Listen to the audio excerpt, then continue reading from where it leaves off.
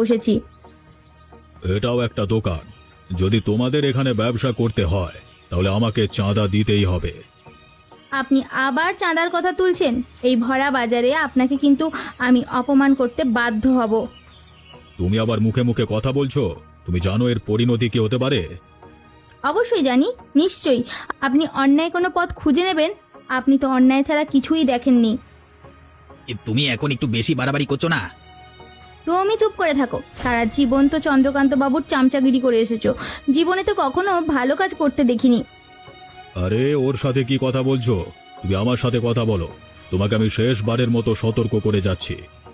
আপনি শেষবার কেন, আরো 1000বার সতর্ক করলেও আমি আপনাকে চাঁদা দেব না। কিন্তু এখানে আমি বাজার নিয়ে বসবই। আমাকে তুমি চাঁদা দেবে না, তাই তো? আমার কিন্তু অনেক ক্ষমতা, অনেক। তোমাদের এবার পরিণতি আমি খারাপ করেই ছাড়বো। ঠিক আছে, আপনি যে ব্যবস্থা নিতে পারেন নিন, সমস্যা নেই। প্রয়োজনে পুলিশও ডাকতে পারেন। আচ্ছা বেশ, আমি প্রয়োজনীয় ব্যবস্থা নিয়ে তারপরেই এখানে আসব। আজকে এখানে ভরা বাজার বলে তোমাকে কিছু আমি বললাম না।